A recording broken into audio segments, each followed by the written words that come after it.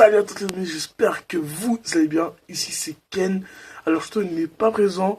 Alors aujourd'hui on va faire une vidéo creepypasta. Un bon verre de coca, ça fait du bien. Alors aujourd'hui on va faire sur Toby. Toby qui a eu des troubles mentaux. J'espère que vous allez aimer.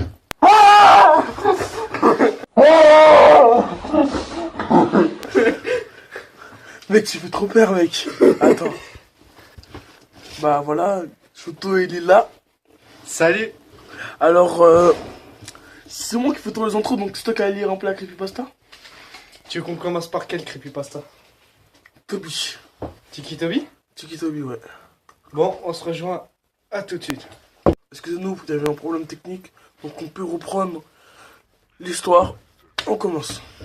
Bon, Toby a grandi avec plusieurs troubles mentaux au cours de son enfance, ce qui l'en empêchait de s'adapter aux personnes normales. Il a été constamment harcelé par ses camarades de classe pour ses tics incontrôlables et a finalement été jugé inapte pour avoir un enseignement dans une école publique qui l'entoure. Ah ouais. Donc il a changé en homeschooling. Un homeschooling, en fait, c'est un professeur qui vient dans les maisons d'une personne qui ne peut pas aller dans l'école pour lui enseigner ce qu'on fait maintenant en ce moment à l'école. Ok. Donc alors qu'il recevait beaucoup de soutien de sa mère et de sa sœur Lyra, son père n'était qu'une influence négative pour son fils. Donc par là, il le frappait en quelque sorte. Ah d'accord. Maltraitant cet enfant. Voilà, t'as compris. Ok. Après s'être perdu dans l'alcool, les drogues et les jeux de hasard, le père de Toby devenait de plus en plus violent envers sa famille, en particulier envers Toby. Ouais. Quand Toby avait 17 ans, lui et sa sœur ont été impliqués dans un accident de voiture tragique qui a entraîné la mort de Lyra. Oh là là. Donc sa petite sœur meurt après. Les symptômes de Toby se sont considérablement aggravés à cause de cela. Il a perdu son appétit pour la nourriture, est devenu encore moins sociable qu'avant et a lentement commencé à perdre ses souvenirs. Un sociopathe quoi. Un psychopathe, ouais. Dans la nuit où il est rentré à l'hôpital, Toby a vu le Slenderman. Donc le Slenderman, vous verrez après, il sera raconté par Ken. Le regarder dans la rue, comme on a dit. Slenderman a tenté à plusieurs reprises de traquer Toby partout où il allait tout au long des semaines suivantes, ce qui a amené Toby à avoir plusieurs hallucinations visuelles et auditives.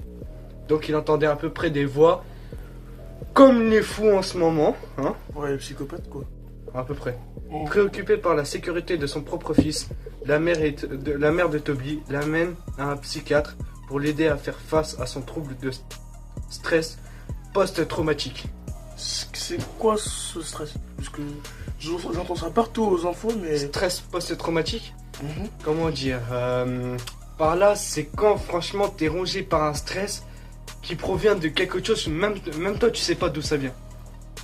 Ah, donc ça te traumatise après. Un stress sans cause qui te fait des séquelles mentales. Voilà. Ouais, ok. Donc, on continue. Le lendemain, Toby rêve du cadavre de sa sœur, suivi d'une attaque par le Slenderman. Donc, quand il était en train de dormir, il a fait un cauchemar. Il a vu sa sœur sans yeux, avec un liquide noir qui s'écoulait de ses yeux. Ah, mais qu'est-ce que c'est glauque. On continue. Alors que Toby descendait des escaliers, il entendait des voix lui dire de tuer son père. Donc, par là, on sait peut-être qui est la voix dans sa tête. À ton avis, c'est qui? Je pense que c'est sa sœur. Ah bon? T'es sûr? Tu verras. Il ne pouvait finalement les ignorer. Il ne pouvait finalement plus ignorer les voix et un panne mentale complète. Donc, ce qui veut dire qu'il est devenu vraiment fou. Ah ouais. Après une brève lutte avec son père, Toby a remporté le dessus et a frappé violemment son père face à sa mère.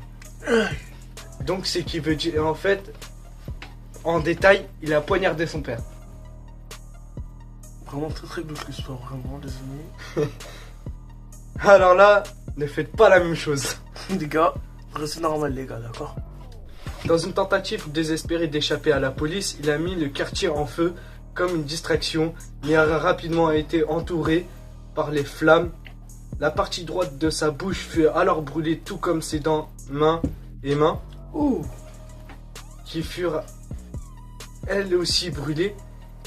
Il courut chez lui et prit un masque et des lunettes à verre jaune pour cacher son visage et son identité. Il prit aussi des gants et 2 haches, une aux manches marron et l'autre aux manches jaunes. Tout comme il voulait donner à sa mort inévitable, le Slenderman se téléporte devant lui et l'enregistre. Puis les deux disparaissaient. Ont disparu, quoi. Et donc, par là, sa mère, elle a cru que avant de mourir, sa mère, elle a cru qu'il allait mourir avec cette créature. Ah, mais pas du tout, en fait, je pense qu'ils sont alliés, c'est ça? Mais comme par hasard, sa mère a pu aussi éviter les flammes. Les flammes de l'enfer, comme on dit chez certaines personnes. 2 semaines plus tard, la mère de Toby a écouté une nouvelle sur les meurtres de plusieurs adolescents. Le principal suspect est Toby en raison de l'apparition d'une de ces mauvaises herbes. Donc, ouais, tu vois de quoi mauvaises herbes. Shit. Sur la scène de crime. Ouais, ah, désolé. Désolé. Bon, on peut continuer après ça. Attendez, un petit problème technique, les gars. La cam qui est tombée. C'est de la recentrer. Faites comme si vous avez pas vu ça. Hein. Voilà, c'est juste un problème technique, donc on peut repartir, c'est bon. Cela marque le moment où Toby devient officiellement un proxy de Slenderman. En gros, c'est vendeur de gîtes, psychopathe et tueur. Et proxy, c'est à peu près comme un enfant de Slenderman, quoi. Ah, ok, on peut continuer. Et c'est fini.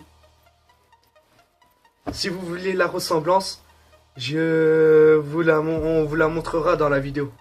Ok. Donc c'était Ken le Joto. Si toi tu veux autant respirer la suite, tu t'abonnes, tu lâches un like, tu laisses un petit commentaire. Et en tous les cas, est-ce que vous voulez un autre creepypasta? vous nous le direz dans les commentaires. On avait prévu 3 épisodes. 3. Et en plus de ça, mettez la cloche. Comme ça vous ratez aucune creepypasta. Et sur baba, c'était Ken le Joto. Salut! Baile de favela, bailão baile de favela.